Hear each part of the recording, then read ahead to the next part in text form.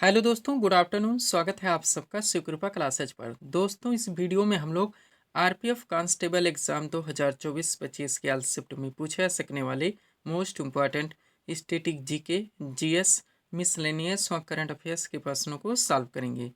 दोस्तों, ये सारे क्वेश्चन हमारे आपके एग्जाम में पूछे जाने वाले प्रश्नों के सभी टॉपिक्स, प्रश्नों के लेवल व प्रश्नों के टेंस, इसके अलावा दोस्तों आपके प्रीवियस ईयर एग्जाम्स के प्रश्नों को पूरी तरह से एनालाइज करके बनाया गया एक मोस्ट इम्पॉर्टेंट वीडियो है।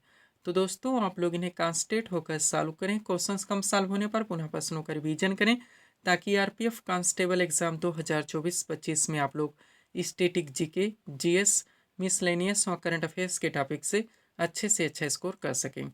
ध्यान रखें दोस्तों, आपके एग्जाम में आपका पूरा स्टैटिक जीके यानी कि हिस्ट्री, पॉलिटी, ज्योग्राफी, इकोनॉमिक्स, पूरा आपका मिसलेनियस यानी विविध वाला चैप्टर, पूरा आपका जीएस यानी कि जनरल साइंस और करंट अफेयर्स, इन सभी टॉपिक्स का अच्छा खासा वेटेज है। पूरे 50 क्वेश्चंस आपके इन सभी टॉपिक्स से पूछे जाएंगे। तो चलिए दोस्तों, ज़्यादा समय न लेते हुए हम लोग इन सभी मोस्ट इम्पॉर्टेंट प्रश्नों को सॉल्व करना शुरू करते हैं। दोस्तों, क्वेश्चंस को स्टार्ट करेंगे हम लोग जीके के टॉपिक से। पहला क्वेश्चन है दोस्तों हमारा, जनगणना 2011 के अनुसार भारत का जनसंख्या घनत्व कितना है? करेक्ट आंसर होगा 382 व्यक्ति प्रति वर्ग किलोमीटर। जीके का पहला क्वेश्चन दोस्तों हमारा किस टॉपिक से लग गया है? जनगणना 2011 से, यानी कि सेंसस 2011 से, जो कि आपका सुपर टॉपिक है, ट्रेंडिंग टॉपिक है, एवरग्रीन टॉपिक है। कंटिन्यू दोस्तों आपके एग्जाम्स के हर शिफ्ट में इस टॉपिक से क्वेश्चंस देखने को मिलेंगे। तो जनगणना 2011 यानी कि सेंसस 2011 टॉपिक से रिलेटेड जितने भी क्वेश्चंस, फैक्ट व कंटेंट बनते हैं, पूरी तरह से कंप्लीट करके परफेक्ट सीट आपके सामने लगाई गई है। अगर इस सीट को आप लोग अच्छे से प्रिपेयर करके चलते हैं तो जनगणना 2011 यानी कि संसद 2011 टॉपिक से रिलेटेड कोई भी क्वेश्चंस आपके एग्जाम में किसी भी ट्रेंड या फॉर्मेट से आते हैं, क्वेश्चन आपसे मिस नहीं हो सकते। तो चलिए दोस्तों, इस सुपर टॉपिक्स को हम लोग पूरी तरह से कंप्लीट करना शुरू करते हैं। क्वेश्चन था हमारा, जनगणना 2011 के अनुसार भारत का जनसंख्या घनत्व कितना है? करेक्ट आंसर होगा 382 व्यक्ति प्रति वर्ग किलोमीटर। अब चलिए दोस्तों, इस सीट को थोड़ा सा अपने सामने करते हैं। देखिएगा, इंपॉर्टेंट पॉइंट्स के जरिए इस टॉपिक को हर एंड से, बेसिक से लेकर सब कुछ क्रम से पूरी तरह से कंप्लीट किया गया है। पहला पॉइंट है हमारा, भारत में जनगणना की शुरुआत 1872 में लॉर्ड मेयो के कार्यकाल में हुई थी। नेक्स्ट, भारत में नियमित जनगणना की शुरुआत 1881 में लॉर्ड रिपन के कार्यकाल में हुई थी। आगे बढ़ेंगे, स्वीडन 1749 में पहली बार आधुनिक विश्व में जनगणना कराने वाला देश है, और अमेरिका 1790 में 10 के जनगणना की शुरुआत कराने वाला देश है। वह स्वतंत्र भारत की पहली जनगणना 1951 में हुई थी। हर फैक्ट, हर कंटेंट को आप लोगों को पूरी तरह से प्रिपेयर रखने हैं। एक एक क्वेश्चन की कीमत आप लोग जानते हैं। आगे बढ़ेंगे, पॉइंट है आपका, 2011 की जनगणना भारत की 15वीं जनगणना और स्वतंत्र भारत की 7वीं जनगणना थी। नेक्स्ट, 2011 की जनगणना का आदर्श वक्त, तो हमारी जनगणना हमारा भविष्य है। वह 2011 की जनगणना के समय जनगणना आयुक्त तो डॉक्टर सी चंद्रमौली थे, और 2011 की जनगणना की अनुमानित लागत 2200 करोड़ थी। पूरी तरह से आप ध्यान रखेंगे। अब ये आपकी दोस्तों बेसिक चीज़ें हैं जनगणना 2011 से, जिनको आप लोग क्रम से कंप्लीट कर रहे हैं। आगे बढ़िएगा, पॉइंट है आपका, 2001 से 2011 ईस्वी के बीच भारत की जनसंख्या की 10 की वृद्धि तो 17.7% रही। इस फैक्ट को आप लोग रट के रखेंगे। नेक्स्ट, 1911 से 1921 ईस्वी के दौरान भारत में जनसंख्या की 10 की वृद्धि तो ऋणात्मक कितना, -0.31% हो गई, और यह भारत की जनगणना के इतिहास में पहली बार हुआ, जिस कारण 1921 ईस्वी को महान विभाजक वर्ष यानी कि year of the great divide कहा जाता है। यहाँ तक दोस्तों आपकी बेसिक चीज़ें थीं। अब चलिए, जनगणना 2011 से जो डाटा निकल के आया उसको हम लोग क्रम से पूरी तरह से कंप्लीट करेंगे। देखिएगा, सब कुछ आपके पीडीएफ में पूरी तरह से मेंशन है। सारे क्लासेस के वीडियोस के टॉपिक्स भी आपके पीडीएफ में पूरी तरह से ऐड किए गए हैं।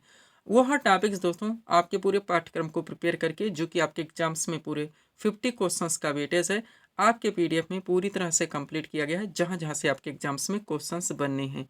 आगे बढ़िएगा, पॉइंट है आपका, 2011 की जनगणना के अनुसार भारत की कुल जनसंख्या तो 1,21,08,54,977, यानी एक रूप में कहा जाए तो 121 करोड़ है, जो कि विश्व की कुल जनसंख्या का 17.5% है। नेक्स्ट, 2011 की जनगणना के अनुसार इनमें पुरुष जनसंख्या की बात की जाए तो 51.47% तथा महिलाओं की बात की जाए तो 48.53% है। हर डाटा को आप लोगों को प्रिपेयर रखने हैं।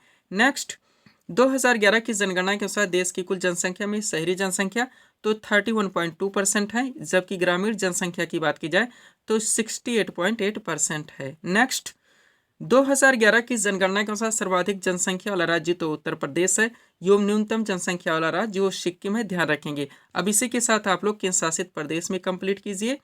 तो 2011 की जनगणना के अनुसार सर्वाधिक जनसंख्या वाला केंद्र शासित प्रदेश तो दिल्ली एवं न्यूनतम जनसंख्या वाला केंद्र शासित प्रदेश वो लक्षद्वीप है।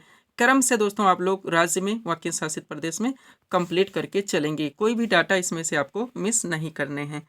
अगला पॉइंट है दोस्तों आपका 2011 की जनगणना के अनुसार सर्वाधिक दशकीय जनसंख्या वृद्धि वाला राज्य तो मेघालय कितना 27.95% एवं न्यूनतम दशकीय वृद्धि वाला राज्य वो नागालैंड है, कितना -0.6%। अब इसी के साथ केंद्र शासित प्रदेश में देखिए तो 2011 की जनगणना के अनुसार सर्वाधिक दशकीय जनसंख्या वृद्धि वाला केंद्र शासित प्रदेश तो दादरा एवं नगर हवेली है, कितना 55.9%। एवं न्यूनतम दशकीय वृद्धि वाला केंद्र शासित प्रदेश तो लक्षद्वीप है, कितना है 6.3%। आगे बढ़िएगा, अगला डाटा क्या कह रहा है दोस्तों, 2011 की जनगणना के अनुसार भारत का जनसंख्या घनत्व तो 382 व्यक्ति प्रति वर्ग किलोमीटर है। अब सबसे पहले राज्य में देखिए किसमें कम है किसमें ज़्यादा। तो दोस्तों 2011 की जनगणना के अनुसार सर्वाधिक जनसंख्या घनत्व वाला राज्य वो बिहार है, कितना 1106 एवं न्यूनतम जनसंख्या घनत्व वाला राज्य वो अरुणाचल प्रदेश है, कितना है यहाँ का केवल 17। अब केंद्र शासित प्रदेश में देखिए तो 2011 की जनगणना के अनुसार सर्वाधिक जनसंख्या घनत्व वाला केंद्र शासित प्रदेश वो दिल्ली है, कितना 11,320 एवं न्यूनतम जनसंख्या घनत्व वाला केंद्र शासित प्रदेश वो अंडमान निकोबार द्वीप समूह है, कितना यहाँ का केवल 46। पूरी तरह से क्रम से आप लोगों को कंप्लीट करके चलने हैं। जो भी टॉपिक्स दोस्तों जहाँ पर हमारे द्वारा उठाए जाते हैं उनको वहीं पे हर टेंट से यानी कि A to Z पूरी तरह से कंप्लीट कर दिया जाता है। इसके लिए मुझे कितनी भी बुक्स से मटेरियल का कलेक्शन क्यों ना करना पड़े। देखिएगा अगला पॉइंट आपका क्या कह रहा है, 2011 की जनगणना के अनुसार भारत का लिंगानुपात तो 943 है। अब देखिए आगे, तो 2011 की जनगणना के अनुसार सर्वाधिक लिंगानुपात वाला राज्य जो केरल है, कितना 1084 एवं न्यूनतम लिंगानुपात वाला राज्य वो हरियाणा है, कितना यहाँ का 879। अब केंद्र शासित प्रदेश में देखिए तो 2011 की जनगणना के अनुसार सर्वाधिक लिंगानुपात वाला केंद्र शासित प्रदेश वो पुदुचेरी, कितना 1037 एवं न्यूनतम लिंगानुपात वाला केंद्र शासित प्रदेश वो दमन व दीव है, कितना 618। ध्यान रखेंगे, आगे बढ़िएगा। अब यहाँ से दोस्तों एक एक डाटा यानी कि फैक्ट को आप लोग दोस्तों डिफिनीशन के साथ कंप्लीट करेंगे। डिफिनीशन भी आपके एग्जाम में डायरेक्टली पूछे जाते हैं कि जनसंख्या घनत्व किसे कहा जाता है, लिंगानुपात किसे कहा जाता है, शिशु लिंगानुपात किसे कहा जाता है, साक्षरता दर किसे कहा जाता है। तो ये भी चीज़ें दोस्तों क्रम से क्लियर कर दी गई हैं। देखिएगा इंपॉर्टेंट नोट है हमारा पहला नोट, जन्म से लेकर 6 वर्ष की आयु तक प्रति 1000 बालकों की संख्या की तुलना में इसी आयु वर्ग में बालिकाओं की संख्या के अनुपात को शिशु लिंगानुपात कहते हैं। ध्यान रखेंगे, यानी कि अब आप लोग शिशु लिंगानुपात कंप्लीट करेंगे। सबसे पहले भारत का देखिए तो भारत का शिशु लिंगानुपात 919 है। अब किस में ज़्यादा है ये देखिए, तो 2011 की जनगणना के अनुसार सर्वाधिक शिशु लिंगानुपात वाला राज्य अरुणाचल प्रदेश है, कितना 972 एवं न्यूनतम शिशु लिंगानुपात वाला राज्य हरियाणा, कितना 834। अब केंद्र शासित प्रदेश में देखिए तो 2011 की जनगणना के अनुसार सर्वाधिक शिशु लिंगानुपात वाला केंद्र शासित प्रदेश वो अंडमान निकोबार द्वीप समूह, कितना 968 एवं न्यूनतम शिशु लिंगानुपात वाला केंद्र शासित प्रदेश वो दिल्ली, कितना यहाँ का 871। ध्यान रखेंगे, आगे बढ़िएगा दोस्तों। अगला नोट आपका क्या कह रहा है देखेंगे हम लोग दोस्तों, 7 वर्ष और उससे अधिक का जो व्यक्ति किसी भाषा को समझ सकता हो और उसे लिख या पढ़ सकता हो दोस्तों साक्षर कहलाते हैं, यानी साक्षरता लिटरेसी अब आप लोग कंप्लीट करेंगे। सबसे पहले भारत की देखिए तो 2011 की जनगणना के अनुसार भारत की साक्षरता दर 74.04% है, इसको रट के रखेंगे। अब किस में ज़्यादा ये देखिए तो 2011 की जनगणना के अनुसार भारत का सर्वाधिक साक्षरता वाला राज्य जो केरल है 94% एवं न्यूनतम साक्षरता वाला राज्य जो बिहार है 61.8%। केंद्र शासित प्रदेश में देखिए तो 2011 की जनगणना के अनुसार सर्वाधिक साक्षरता वाला केंद्र शासित प्रदेश लक्षद्वीप है 91.8% एवं न्यूनतम साक्षरता वाला केंद्र शासित प्रदेश वो दादरा एवं नगर हवेली, कितना 76.2%। ध्यान रखेंगे, आगे बढ़िएगा। अगला पॉइंट क्या कह रहा है दोस्तों, 2011 की जनगणना के अनुसार सर्वाधिक ग्रामीण जनसंख्या वाला राज्य तो हिमाचल प्रदेश है, ध्यान रखेंगे 90% एवं न्यूनतम ग्रामीण जनसंख्या वाला राज्य गोवा है, कितना है 37.8%। अब यही चीज़ें पलट दी गई हैं, क्वेश्चन अलग अलग ट्रेंड से पूछाते हैं तो पूरी तरह से यहाँ पे दोस्तों मेंशन करने का प्रयास किया गया है। क्या 2011 की जनगणना के अनुसार भारत का सर्वाधिक शहरी जनसंख्या वाला राज्य गोवा है 62.2% एवं न्यूनतम शहरी जनसंख्या वाला राज्य वो हिमाचल प्रदेश है, कहाँ कितना है दोस्तों यहाँ का केवल 10%। अच्छे से आप लोग ध्यान रखेंगे। अब यही चीज़ें दोस्तों आप लोग केंद्र शासित प्रदेश में देखेंगे। पहला पॉइंट देखिएगा 2011 की जनगणना के अनुसार भारत का सर्वाधिक शहरी जनसंख्या वाला केंद्र शासित प्रदेश वो दिल्ली है, कितना 97.5%। न्यूनतम शहरी जनसंख्या वाला केंद्र शासित प्रदेश वो अंडमान निकोबार द्वीप समूह, कितना है यहाँ का 37.7%। आगे बढ़िएगा, पॉइंट है 2011 की जनगणना के अनुसार भारत में अनुसूचित जाति यानी एससी की बात हो रही है। सबसे पहले कुल संख्या देखिए तो 20.14 करोड़ है। किसमें ज़्यादा है?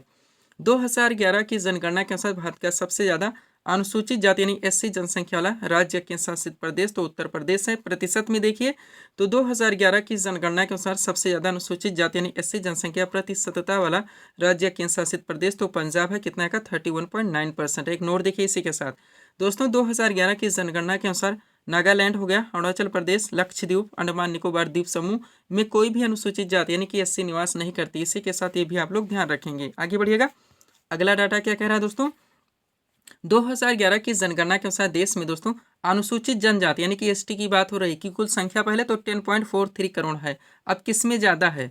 तो 2011 की जनगणना के अनुसार भारत का सबसे ज़्यादा अनुसूचित जनजाति जनसंख्या वाला राज्य केंद्र शासित प्रदेश तो मध्य प्रदेश है। प्रतिशत में देखिए तो 2011 की जनगणना के अनुसार सबसे ज़्यादा अनुसूचित जनजाति यानी एसटी जनसंख्या प्रतिशतता वाला राज्य केंद्र शासित प्रदेश तो लक्षद्वीप है, कितना 94.8%। एक नोट देखिए 2011 की जनगणना के अनुसार पंजाब हो गया, हरियाणा, दिल्ली, चंडीगढ़ और पुदुचेरी में कोई भी अनुसूचित जनजाति यानी कि एसटी निवास नहीं करती। यहाँ तक दोस्तों इस टॉपिक को आप लोगों को पूरी तरह से कंप्लीट करके चलने हैं। थोड़ा सा दोस्तों हम लोग 2021 की जनगणना से जुड़े फैक्ट कंप्लीट करेंगे। हालांकि आप लोग जानते हैं जनगणना अभी हो नहीं पाई, संभावित है कि दोस्तों 2025 में करा ली जाएगी, लेकिन कभी भी होगी दोस्तों 2021 की जनगणना के नाम से ही जानी जाएगी। देखिएगा पहला पॉइंट, 2021 की जो जनगणना होगी दोस्तों वो 16वीं जनगणना होगी और इनके दोस्तों जनगणना आयुक्त श्री विवेक जोशी हैं। नेक्स्ट, 2021 की जनगणना का आदर्श वाक्य जन भागीदारी से जन कल्याण रखा गया है और 2021 की जनगणना भारत में पहली बार डिजिटल जनगणना होगी। इसको भी इसके साथ आप लोग ध्यान रखेंगे। आगे बढ़ेंगे दोस्तों, थोड़ा सा यहाँ पर पीडीएफ के बारे में बात होगी, पुनः हम लोग अगले टॉपिक्स को पूरी तरह से कंप्लीट करेंगे। देखिएगा दोस्तों, एसएससी वाले एग्जाम से बात की जाए दोस्तों तो आपका एसएससी जीडी का पीडीएफ पूरी तरह से कंप्लीट किया गया था। एक सफिशिएंट पूरी तरह से परफेक्ट पीडीएफ रहा है दोस्तों आपके एग्जाम में। रेलवे में बात की जाए दोस्तों तो आपका आरपीएफ कांस्टेबल का पीडीएफ पूरी तरह से रेडी हो गया है। इसके अलावा एनटीपीसी और ग्रुप डी का पीडीएफ भी दोस्तों पूरी तरह से कंप्लीट है। कम से कम समय में ये पीडीएफ हमारा आपको अपने एग्जाम्स में अच्छे से अच्छा स्कोर दिलाने में पूरी तरह से सक्षम है। 100 रुपीज़ इसकी पेड फीस रखी गई है। व्हाट्सअप नंबर आप लोगों के सामने जहाँ पर आप जुड़कर पीडीएफ ले सकते हैं। चलिए दोस्तों, थोड़ा सा हम लोग यहाँ पर आरपीएफ कांस्टेबल के पीडीएफ को देखेंगे, पुनः हम लोग अगले टॉपिक्स को पूरी तरह से कंप्लीट करेंगे। देखिएगा दोस्तों, ये दोस्तों आपका आरपीएफ कांस्टेबल का कंप्लीट पीडीएफ है जो कि शिव कृपा क्लासेस एजुकेशन संस्थान के द्वारा कंप्लीट किया गया है। इस पीडीएफ को बनाने में दोस्तों आपके आरपीएफ कांस्टेबल के प्रीवियस ईयर एग्जाम्स के क्वेश्चंस को भी पूरी तरह से एनालाइज किया गया है। इसके अलावा वहाँ से भी मोस्ट इंपॉर्टेंट क्वेश्चंस को कलेक्ट किया गया है। इसके अलावा दोस्तों आपके क्वेश्चंस के वेटेज को, उनके लेवल को, 1 के 10 को भी पूरी तरह से ध्यान में रखा गया है। इसमें दोस्तों आपका पूरा साइंस का भी स्पेशल पीडीएफ आएगा, यानी कि फिजिक्स, केमिस्ट्री, बायो का पूरा आपका स्टैटिक जीके यानी कि हिस्ट्री, पॉलिटी, ज्योग्राफी, इकोनॉमिक्स, पूरा आपका मिसलेनियस यानी विविध का भी स्पेशल पीडीएफ आएगा और पूरा आपका करंट अफेयर्स का भी स्पेशल पीडीएफ आएगा। आपके एग्जाम्स में दोस्तों इन सभी टॉपिक से जो आपके एग्जाम में पूरा 50 क्वेश्चंस का वेटेज है, हमारा पीडीएफ आपके एग्जाम में कम से कम समय में अच्छे से अच्छा स्कोर दिलाने में पूरी तरह से सक्षम है। वो हर टॉपिक्स दोस्तों आपके पाठ्यक्रम को पूरी तरह से प्रिपेयर करके आपकी इस पीडीएफ में कंप्लीट किए गए हैं, जहां जहां से आपके एग्जाम्स में क्वेश्चंस बनने हैं। तो चलिए दोस्तों सीधे हम लोग क्वेश्चंस की ओर चलते हैं। अगला क्वेश्चन दोस्तों आपके सामने है, देखेंगे किस टॉपिक से रखा गया है। क्वेश्चन है हमारा, किस पंचवर्षीय योजना के दौरान इसरो की स्थापना हुई थी? करेक्ट आंसर होगा चौथी पंचवर्षीय योजना। जीके का अगला क्वेश्चन दोस्तों हमारा किस टॉपिक से लग गया है? पंचवर्षीय योजना से। आपका super topic, trending topic, evergreen topic, बहुत सारे क्वेश्चंस, फैक्ट व कंटेंट दोस्तों इस टॉपिक से बनते हैं जो कि आपके एग्जाम के हर शिफ्ट में देखने को मिलेंगे। कंप्लीट सीट दोस्तों आपके सामने लगाई गई है, अच्छे से आप लोगों को प्रिपेयर करके चलने हैं। चलिए शुरू करते हैं हम लोग। क्वेश्चन था हमारा, किस पंचवर्षीय योजना के दौरान इसरो की स्थापना हुई थी? करेक्ट आंसर होगा चौथी पंचवर्षीय योजना। क्वेश्चन का टॉपिक है हमारा भारत की पंचवर्षीय योजनाएं। आप चलिए दोस्तों इस सीट को थोड़ा सा अपने सामने करते हैं। देखिएगा इंपॉर्टेंट पॉइंट्स के जरिए इस टॉपिक को बेसिक से लेकर सब कुछ पूरी तरह से कंप्लीट किया गया है। पहला पॉइंट है हमारा, भारत के प्रथम प्रधानमंत्री पंडित जवाहरलाल नेहरू द्वारा सन 1951 में देश में आर्थिक विकास को गति देने के लिए पंचवर्षीय योजना शुरू की गई थी। नेक्स्ट, भारत की पहली पंचवर्षीय योजना 1951 में शुरू हुई थी। नेक्स्ट, पंडित जवाहरलाल नेहरू के द्वारा भारत में पंचवर्षीय योजना की अवधारणा पेश की गई थी। वह भारत ने रूस देश से पंचवर्षीय योजना को अपनाया था। अगला पॉइंट है आपका, जोसेफ स्टालिन प्रथम व्यक्ति थे जिन्होंने सोवियत संघ में वर्ष 1928 में पंचवर्षीय योजना को लागू किया था। वह पंचवर्षीय योजना बनाने का मुख्य कार्य योजना आयोग यानी कि प्लानिंग कमीशन का था। अब योजना आयोग की भी बात हुई दोस्तों, तो वहां से भी क्वेश्चन आपके एग्जाम में बनते ही हैं, तो इसको भी आप लोग देख लीजिए। पॉइंट है आपका, योजना आयोग का गठन 15 मार्च 1950 ईस्वी को डेट के साथ क्लियर रहेंगे केंद्रीय मंत्रिमंडल के एक प्रस्ताव द्वारा किया गया था। ये सारी चीजें हजारों बार वनडे एग्जाम्स में पूछी गई हैं। योजना आयोग एक संवैधानिक संस्था नहीं, ध्यान रखेंगे। योजना आयोग के प्रथम अध्यक्ष पंडित जवाहरलाल नेहरू एवं पहले उपाध्यक्ष गुलजारीलाल नंदा थे। यहाँ तक दोस्तों आपकी बेसिक चीजें थी। अब चलिए आगे बढ़ेंगे दोस्तों, जहां पर हम लोग भारत की पंचवर्षीय योजनाओं को क्रम से पूरी तरह से कंप्लीट करेंगे। देखिएगा, पॉइंट है हमारा भारत की पंचवर्षीय योजना। स्टार्ट करते हम लोग। बात की जाए दोस्तों प्रथम पंचवर्षीय योजना की, तो इसकी अवधि थी 1 अप्रैल 1951 से लेकर 31 मार्च 1956 तक।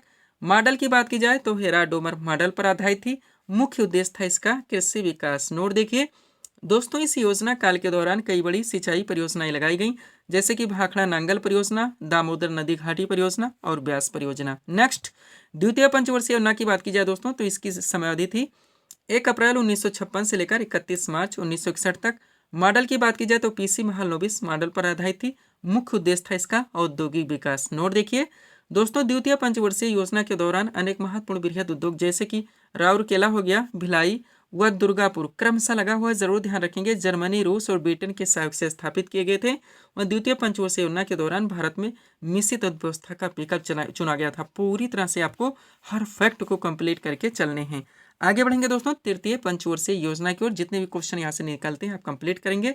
दोस्तों मुख्य उद्देश्य था इसका आत्मनिर्भरता, कृषि एवं उद्योग का विकास। अब यहाँ से सुपर फैक्ट निकलते हैं, आप अच्छे से कंप्लीट करेंगे।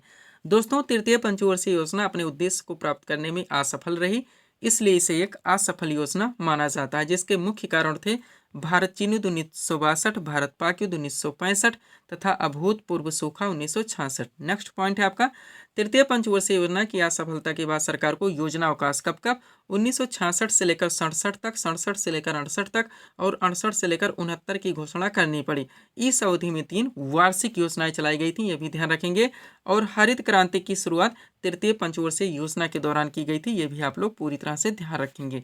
बढ़ेंगे दोस्तों हम लोग चौथी पंचवर्षीय योजना की ओर। देखिएगा, समयावधि की बात की जाए तो इसकी समयावधि थी 1969 से लेकर 1974 तक। मॉडल की बात की जाए तो डीआर गाडगिल मॉडल पर आधारित थी। मुख्य उद्देश्य था इसका स्थिरता के साथ आत्मनिर्भरता एवं कृषि तथा सिंचाई पर महत्व। अब 3 क्वेश्चन यहाँ से निकलते हैं। पहला, किस पंचवर्षीय योजना में 14 बैंकों का राष्ट्रीयकरण किया गया? तो दोस्तों चौथी पंचवर्षीय योजना थी। नेक्स्ट, किस पंचवर्षीय योजना में भारत की दोस्तों कृषि वृद्धि दर सर्वाधिक रही? तो भी चौथी पंचवर्षीय योजना थी। और किस पंचवर्षीय योजना के दौरान इसरो की स्थापना हुई थी? तो भी चौथी पंचवर्षीय योजना ही थी। बढ़ेंगे पांचवी पंचवर्षीय योजना की ओर। मुख्य उद्देश्य था इसका गरीबी उन्मूलन और आत्मनिर्भरता पर बल। अब 2 क्वेश्चन यहाँ से बनते हैं। पहला, किस पंचवर्षीय योजना में पहली बार गरीबी हटाओ का नारा दिया गया? तो पांचवी पंचवर्षीय योजना। नेक्स्ट, कौन सी पंचवर्षीय योजना जो केवल 4 वर्ष ही चली थी? तो भी पांचवी पंचवर्षीय योजना ही थी। अच्छे से ध्यान रखेंगे आप लोग। आगे बढ़ेंगे, बात की जाए दोस्तों छठी पंचवर्षीय योजना की। समयावधि थी इसकी 1980 से लेकर 1985 तक। मुख्य उद्देश्य था इसका गरीबी उन्मूलन और रोजगार में वृद्धि। अब यहाँ से सुपर फैक्ट आपके निकलते हैं। पहला, किस पंचवर्षीय योजना में समन्वित ग्रामीण विकास कार्यक्रम शुरू हुआ? तो छठी पंचवर्षीय योजना। नेक्स्ट, छठी पंचवर्षीय योजना के दौरान जनसंख्या वृद्धि को नियंत्रित करने के लिए परिवार नियोजन कार्यक्रम शुरू किया गया था, ध्यान रखेंगे। और छठी पंचवर्षीय योजना के ही दौरान शिवरामन समिति की सिफारिश पर 1982 में राष्ट्रीय कृषि एवं ग्रामीण विकास बैंक यानी कि नाबार्ड की स्थापना हुई थी। क्लियर रहेंगे आप लोग। बात की जाए सातवीं पंचवर्षीय योजना की। समयावधि थी 1985 से लेकर 1990 तक। मुख्य उद्देश्य था इसका रोजगार, शिक्षा तथा जन स्वास्थ्य का विकास। अच्छे से आप लोग ध्यान रखेंगे। आगे बढ़िएगा, आठवीं पंचवर्षीय योजना की बात की जाए दोस्तों, समयावधि थी इसकी 1992 से 1997। मुख्य उद्देश्य था मानव संसाधन का विकास। नौवीं पंचवर्षीय योजना की बात की जाए, समयावधि थी 1997 से 2002। मुख्य उद्देश्य था न्यायपूर्ण वितरण एवं समानता के साथ विकास। 10वीं पंचवर्षीय योजना की बात की जाए, समयावधि थी इसकी 2002 से 2007। मुख्य उद्देश्य था गरीबी और बेरोजगारी को समाप्त करना एवं अगले 10 वर्षों में प्रति व्यक्ति आय को दोगुनी करना, ध्यान रखेंगे। आगे बढ़िएगा, 11वीं पंचवर्षीय योजना की बात की जाए, समयावधि थी 2007 से 2012, मुख्य उद्देश्य था तीव्रतम एवं समावेशी विकास। 12वीं पंचवर्षीय योजना की बात की जाए, समयावधि थी 2012 से 2017, मुख्य उद्देश्य था तीव्र समावेशी और सतत विकास। यहाँ तक पंचवर्षीय योजना को आप लोगों को क्लियर रखने। इसके बाद में आप लोग जानते हैं दोस्तों, पंचवर्षीय योजनाएं समाप्त कर दी गई, उसके स्थान पर 1 जनवरी 2015 को ही नीति आयोग का गठन कर दिया गया। आप लोग मुझे कमेंट करके जरूर बताएंगे वर्तमान में नीति आयोग के दोस्तों उपाध्यक्ष और सीईओ कौन है। पीडीएफ के लिए हमारा व्हाट्सएप नंबर लगा हुआ है। बढ़ेंगे दोस्तों हम लोग अगले टॉपिक्स की ओर। अगला क्वेश्चन दोस्तों हमारे सामने है, देखेंगे किस टॉपिक से रखा गया है। क्वेश्चन है हमारा, त्रिस्तरीय पंचायती राज व्यवस्था का सुझाव किस समिति ने दिया। करेक्ट आंसर होगा बलवंत राय मेहता समिति ने। जीके का अगला क्वेश्चन दोस्तों हमारा किस टॉपिक से लग गया है, पंचायती राज व्यवस्था से। ये भी आपका दोस्तों सुबह टॉपिक है, आप लोग जानते हैं कंटिन्यू आपके एग्जाम्स के हर शिफ्ट में दोस्तों यहाँ से भी क्वेश्चन देखने को मिलेंगे। वो हर टॉपिक दोस्तों हमारे द्वारा पूरी तरह से आपके पीडीएफ में प्रिपेयर किए गए हैं, जहाँ जहाँ से आपके एग्जाम्स में क्वेश्चन बनने हैं। कंप्लीट सीट आपके सामने लगाई गई है, अच्छे से दोस्तों आप लोगों को प्रिपेयर करने हैं। रिवीजन आपको जरूर करने, ध्यान रखने, बगैर रिवीजन के कुछ भी होने वाला नहीं है। आप जानते हैं दोस्तों इस वैकेंसीज में आपकी सीटें कितने, कंप्यूटर कितने, तो सर्वश्रेष्ठ तैयारी की आपको आवश्यकता है। चलिए शुरू करते हैं। क्वेश्चन था हमारा, त्रिस्तरीय पंचायती राज व्यवस्था का सुझाव किस समिति ने दिया। करेक्ट आंसर होगा बलवंत राय मेहता समिति ने। अब चलिए दोस्तों इस सीट को थोड़ा सा अपने सामने करते हैं, देखिएगा इंपॉर्टेंट पॉइंट्स के जरिए इस टॉपिक को पूरी तरह से कंप्लीट किया गया है। पहला पॉइंट, पंचायती राज व्यवस्था भारत में स्थानीय स्वशासन का एक विकेंद्रीकृत रूप है। यह ग्रामीण समुदायों को सशक्त बनाने और जमीनी स्तर पर लोकतंत्र को बढ़ावा देने के लिए पेश की गई थी। सारी चीजें जितनी भी फैक्ट हम मेंशन करते हैं आप प्रिपेयर रहिए। अब जब आप जानते हैं दोस्तों कि पंचायती राज व्यवस्था में 3 स्तर होते हैं, तो कंप्लीट कीजिए। पंचायती राज व्यवस्था में 3 स्तर होते हैं, ग्राम पंचायत, पंचायत समिति और जिला पंचायत। अब यहाँ से दोस्तों एक एक पॉइंट को आपको लोगों को अच्छे से प्रिपेयर रखने, जहाँ पे इस टॉपिक को दोस्तों A to Z यानी जितने भी क्वेश्चंस हो सकते हैं पूरी तरह से कंप्लीट किया गया है। पहला पॉइंट, भारत में प्रतिवर्ष 24 अप्रैल को राष्ट्रीय पंचायती राज दिवस मनाया जाता है। इस दिवस का मुख्य उद्देश्य स्थानीय शासन के महत्व के बारे में जागरूकता बढ़ाना है। नेक्स्ट, पंचायती राज व्यवस्था को 73वें संविधान संशोधन 1992 के द्वारा संवैधानिक दर्जा प्रदान किया गया था। पंचायती राज व्यवस्था सर्वप्रथम 2 अक्टूबर 1959 को राजस्थान के नागौर जिले से आरंभ की गई थी। त्रिस्तरीय पंचायती राज व्यवस्था का सुझाव बलवंत राय मेहता समिति ने दिया था। संविधान की 11वीं सूची में आता है, इसमें टोटल 29 कार्यों को शामिल किया गया है। लॉर्ड रिपन को भारत में स्थानीय स्वशासन का जनक माना जाता है, ध्यान रखेंगे। आप सबसे पहले 4 क्वेश्चन कलेक्ट कीजिए। पहले, ग्राम पंचायत की स्थापना का प्रावधान भारतीय संविधान के किस भाग में, तो भाग 4 में है। नेक्स्ट, ग्राम पंचायत की स्थापना का प्रावधान भारतीय संविधान के किस अनुच्छेद में, तो 40 में है। बलवंत राय मेहता समिति का गठन कब किया गया था, 1957 में। पंचायती राज की सूची के अंतर्गत आता है, तो राज्य सूची का विषय ध्यान रखेंगे आप लोग। आगे बढ़ेगा। अब पंचायती राज व्यवस्था से जुड़ी जितनी भी दोस्तों समितियां गठित की गई थी, आप इसको कलेक्ट करेंगे। अलग अलग टर्न से सारी चीजें दोस्तों आपके एग्जाम में घुमा घुमा के पूछी जाती हैं। देखेगा, पंचायती राज व्यवस्था से जुड़ी महत्वपूर्ण समितियां, हनुमंत राव समिति दोस्तों 1983 में गठित की गई। जीबी के राव समिति 1985 में गठित हुई। LM संघवी समिति 1986 में गठित हुई।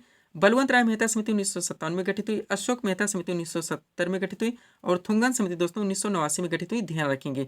4 क्वेश्चन और आप कलेक्ट कीजिए ताकि टॉपिक आपका अच्छे से क्लियर हो सके। देखिएगा, पहला, ग्राम पंचायत की आय का मुख्य स्रोत क्या है, दोस्तों मेला एवं बाजार कर। नेक्स्ट, पंचायती राज प्रणाली किस पर आधारित है, सत्ता के विकेंद्रीकरण पर। नेक्स्ट, कौन पंचायती राज संस्थाओं के निर्वाचन के लिए उत्तरदायी, राज्य निर्वाचन आयोग। और द्विस्तरीय पंचायती राज व्यवस्था का सुझाव किसने दिया था, अशोक मेहता समिति ने।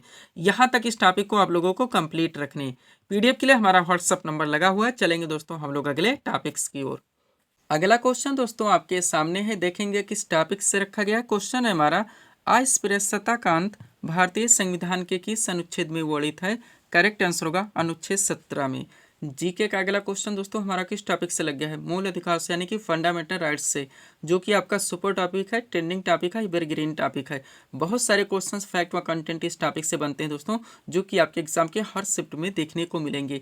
तो कंप्लीट सीट आपके सामने लगा दी गई है, अच्छे से आप लोगों को प्रिपेयर करके चलने हैं। चलिए शुरू करते हैं हम लोग। क्वेश्चन था हमारा, अस्पृश्यता भारतीय संविधान के किस अनुच्छेद में वर्णित है। करेक्ट आंसर होगा अनुच्छेद 17 में। अब चलिए दोस्तों इस सीट को थोड़ा सा अपने सामने करते हैं। देखिएगा, इंपॉर्टेंट पॉइंट्स के जरिए इस टॉपिक को हर टेंट से क्रम से पूरी तरह से कंप्लीट किया गया है। पहला पॉइंट है हमारा, भारतीय संविधान में मूल अधिकारों का वर्णन संविधान के अनुच्छेद 12 से 35 तक है, जो कि संविधान का भाग 3 है। नेक्स्ट, प्रारंभ में मूल अधिकारों की संख्या 7 थी, लेकिन 44वें संविधान संशोधन 1978 के द्वारा संपत्ति के अधिकार को मूल अधिकार से हटाकर एक विधिक अधिकार यानी कि एक कानूनी अधिकार बना दिया गया और अनुच्छेद 300 का में जोड़ दिया गया। तब से वर्तमान में टोटल मूल अधिकारों की संख्या 6 है। अच्छे से आप लोग कंप्लीट करके चलेंगे। अब आगे बढ़ेंगे दोस्तों। सबसे पहले आप लोग उन 6 मूल अधिकारों को पूरी तरह से कंप्लीट कीजिए जहां से आपके एग्जाम में डाकले क्वेश्चंस बन जाते हैं। देखिएगा दोस्तों, आर्टिकल के साथ इनको पूरी तरह से यहाँ पे कंप्लीट किया गया है। सबसे पहले है समानता का अधिकार, जिसका प्रावधान भारतीय संविधान के अनुच्छेद 14 से लेकर 18 तक है। दूसरा है आपका स्वतंत्रता का अधिकार, जिसका प्रावधान भारतीय संविधान के अनुच्छेद 19 से लेकर 22 तक है। तीसरा है आपका शोषण के विरुद्ध अधिकार, जिसका प्रावधान भारतीय संविधान के अनुच्छेद 23 से लेकर 24 तक है। चौथा है आपका धार्मिक स्वतंत्रता का अधिकार, जिसका प्रावधान भारतीय संविधान के अनुच्छेद 25 से लेकर 28 तक है। पांचवा है आपका संस्कृति एवं शिक्षा संबंधी अधिकार, जिसका प्रावधान भारतीय संविधान के अनुच्छेद 29 से लेकर 30 तक है। और छठा दोस्तों आपका संवैधानिक उपचारों का अधिकार, जिसका प्रावधान भारतीय संविधान के अनुच्छेद 32 में है। अच्छे से आप लोग क्लियर करके चलेंगे। अब चूंकि दोस्तों ये आपका सुपर टॉपिक है, हर आर्टिकल से दोस्तों यहाँ से क्वेश्चंस आपके एग्जाम में कंटिन्यू बनेंगे, तो इसको हम लोग यहाँ पर पूरी तरह से कंप्लीट करेंगे। देखिएगा, पहला पॉइंट है हमारा, विधि के समक्ष समानता का अधिकार संविधान के किस अनुच्छेद में है?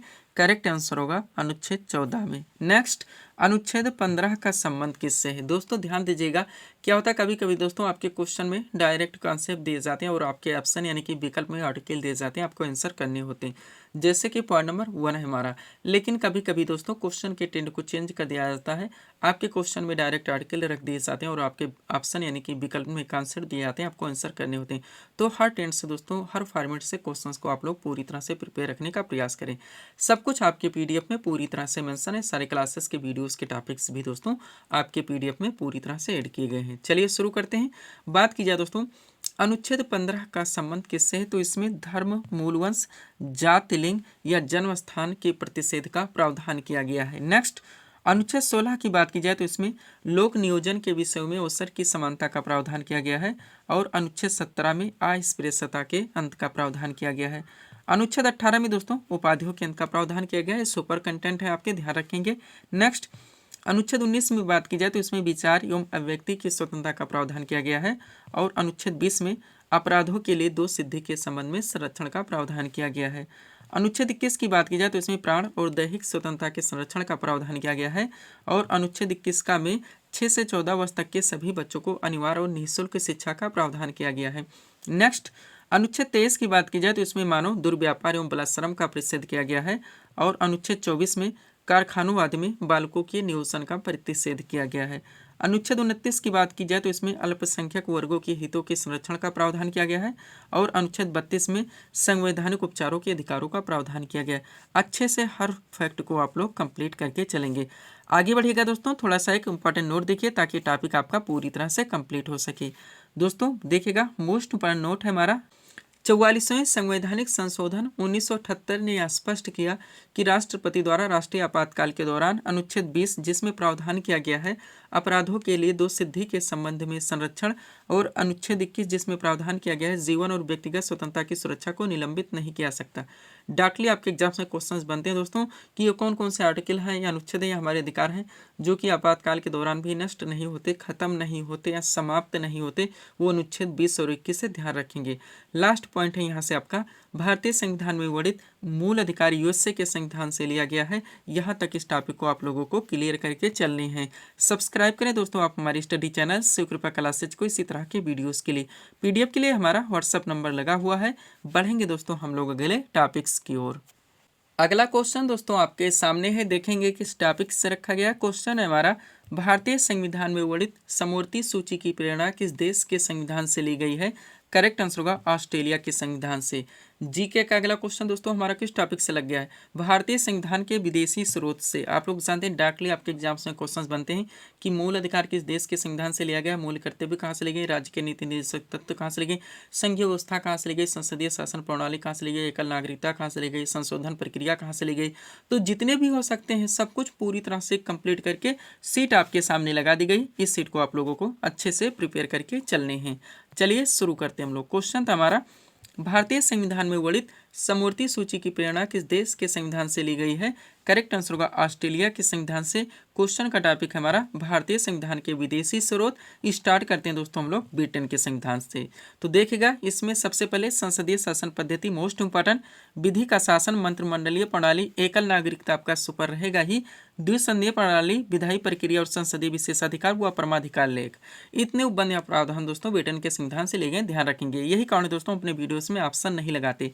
नेक्स्ट, अमेरिका के संविधान से देखेंगे तो उद्देश्य का विचार, न्यायिक पुनर्विलोकन, न्यायपालिका की स्वतंत्रता, मूल अधिकार आपका सुपर रहेगा ही, उपराष्ट्रपति का पद, राष्ट्रपति पर महाभियोग और उच्चतम न्यायालय तथा उच्च न्यायालय के न्यायाधीशों के हटाए जाने के उपबंध।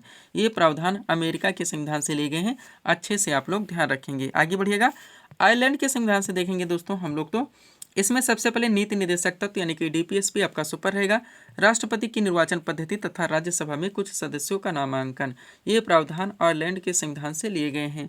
कनाडा के संविधान से देखेंगे तो सशक्त केंद्र के साथ संघीय व्यवस्था, राष्ट्रपति द्वारा राज्यपालों की नियुक्ति, उच्चतम न्यायालय का परामर्शी न्याय निर्णय और अवशिष्ट शक्तियों का केंद्र में निहित होना। ये प्रावधान कनाडा के संविधान से लिए गए हैं। ऑस्ट्रेलिया के संविधान से देखेंगे तो जो संसद के दोनों सदनों की संयुक्त बैठक कराई जाती है वो, इसके अलावा देश का की भाषा, व्यापार, वाणिज्य और समागम की स्वतंत्रता तथा समवर्ती सूची आपका सुपर रहेगा। ये प्रावधान ऑस्ट्रेलिया के संविधान से ले गए। जापान से केवल एक प्रावधान, विधि द्वारा स्थापित प्रक्रिया। फ्रांस से केवल एक प्रावधान, गणतंत्र की अवधारणा का प्रावधान। अच्छे से आप लोगों को कंप्लीट करके चलने हैं। आगे बढ़िएगा, दक्षिण अफ्रीका के संविधान से देखेंगे दोस्तों कि हमारे देश के संविधान में क्या क्या लिया गया है। तो संविधान संशोधन की व्यवस्था यानी कि आर्टिकल 368, इसके अलावा राज्यसभा के कुछ सदस्यों का नामांकन या निर्वाचन। ये प्रावधान दोस्तों दक्षिण अफ्रीका के संविधान से लिए गए हैं। और लास्ट है आपका रूस यानी कि पूर्व सोवियत संघ के संविधान से देखेंगे तो आपका मूल कर्तव्य सुपर रहेगा यानी फंडामेंटल ड्यूटीज। इसके अलावा प्रस्तावना में जो सब जोड़े गए हैं, सामाजिक हो गया, आर्थिक एवं राजनीतिक। ये प्रावधान रूस यानी कि पूर्व सोवियत संघ के संविधान से लिए गए। यहाँ तक इस टॉपिक को आप लोग क्लियर रखेंगे। पीडीएफ के लिए हमारा व्हाट्सअप नंबर लगा हुआ है। चलेंगे दोस्तों हम लोग अगले टॉपिक्स की ओर। अगला क्वेश्चन दोस्तों आपके सामने है, देखेंगे किस टॉपिक से रखा गया। क्वेश्चन है हमारा, भारतीय रिजर्व बैंक यानी कि आरबीआई के 26वें गवर्नर कौन बने हैं? करेक्ट आंसर होगा संजय मल्होत्रा। दोस्तों अगला क्वेश्चन आपका किस टॉपिक से लगा है? रिसेंटली करंट अफेयर्स से आपका क्वेश्चन आया हुआ है और रिसेंटली करंट अफेयर्स के दोस्तों मोस्ट क्वेश्चंस को कलेक्ट करके एक सीट आपके सामने लगाई गई है। एक एक क्वेश्चन आपके एग्जाम के लिए पूरी तरह से सुपर हो सकते हैं। हर क्वेश्चंस को आप लोगों को अच्छे से प्रिपेयर रखने हैं। चलिए शुरू करते हैं हम लोग। क्वेश्चन था हमारा, भारतीय रिजर्व बैंक यानी कि आरबीआई के 26वें गवर्नर कौन बने? Correct answer Sanjay Malhotra. अब देखिएगा दोस्तों, रिसेंटली करंट अफेयर्स के मोस्ट क्वेश्चंस का कलेक्शन है हमारा, कंसंट्रेट होकर आप लोगों को सॉल्व करने हैं। पहला क्वेश्चन, भारत के नए नियंत्रक एवं महालेखा परीक्षक यानी कि सीएजी कौन बने हैं? तो के संजय मूर्ति है। नेक्स्ट, 73वीं मिस यूनिवर्स का खिताब किसने जीता? तो विक्टोरिया केजर-थेल्विग ने, जो कि डेनमार्क से आती हैं। नेक्स्ट, कौन सा देश 2025 में 20वें G20 शिखर सम्मेलन की अध्यक्षता करेगा? दक्षिण अफ्रीका है। और संयुक्त राज्य अमेरिका यानी कि यूएसए के 47वें राष्ट्रपति कौन बने? डोनाल्ड ट्रंप है, ध्यान रखेंगे। नेक्स्ट, नवंबर 2024 में भारत के 91वें मुख्य न्यायाधीश कौन बने? न्यायमूर्ति संजीव खन्ना। भारत का 56वां टाइगर रिजर्व कौन सा बना है? तो गुरु घासीराम तमोर पिंगला, जो कि छत्तीसगढ़ में है। नेटवर्क रेडीनेस इंडेक्स 2024 में भारत किस स्थान पर? 49वें स्थान पर। और डेविस कप 2024 का खिताब किस देश की टीम ने जीता है? इटली ने, ध्यान रखेंगे। नेक्स्ट, रतन टाटा लाइफ नामक पुस्तक के लेखक तो थॉमस मैथ्यू हैं। रोहिणी नैयर पुरस्कार 2024 से किसे सम्मानित किया गया? अनिल प्रधान को। नेक्स्ट, लगातार चौथी बार फार्मूला 1 का खिताब किसने जीता? मैक्स वर्स्टेपेन ने। और ब्राजील ग्रैंड प्रिक्स 2024 किसने जीता? मैक्स वर्स्टेपेन ने ही। और ये नीदरलैंड से आते हैं, ये भी आप लोग ध्यान रखेंगे। आगे बढ़िएगा, अगला क्वेश्चन है दोस्तों आपका, राष्ट्रीय दुग्ध दिवस 2024 हाल ही में कब मनाया गया? 26 नवंबर को। नेक्स्ट, अंतर्राष्ट्रीय सौर गठबंधन यानी कि आईएसए का 104वां पूर्ण सदस्य कौन सा देश बना? आर्मेनिया है। नेक्स्ट, संयुक्त राष्ट्र का ग्लोबल ब्रांड एम्बेसडर किसे चुना गया? पंजाबी रैपर, नाम है शुभ। और सतत व्यापार सूचकांक 2024 में भारत विश्व स्तर पर किस स्थान पर? 23वें स्थान पर। नेक्स्ट, मणिपुर उच्च न्यायालय के मुख्य न्यायाधीश कौन बने हैं? न्यायमूर्ति डी कृष्ण कुमार हैं। नेक्स्ट, विश्व रेडियोग्राफी दिवस 2024 किस तिथि को मनाया गया? 8 नवंबर को। विश्व सुनामी जागरूकता दिवस 2024 का मनाया गया 5 नवंबर को। और राष्ट्रीय कैंसर जागरूकता दिवस 2024 का मनाया गया 7 नवंबर को, ध्यान रखेंगे आप लोग। पीडीएफ के लिए दोस्तों ये हमारा व्हाट्सअप नंबर लगा हुआ है। तो दोस्तों इसी तरह के वीडियोस के लिए आप हमारी स्टडी चैनल शिवकृपा क्लासेस से जुड़ें और चैनल को सब्सक्राइब करें ताकि हमारे द्वारा दिए जाने वाले सभी वीडियोस आप क्रम से सबसे पहले देख सकें। तो मिलते हैं दोस्तों हम नेक्स्ट वीडियोस में। Thanks for watching.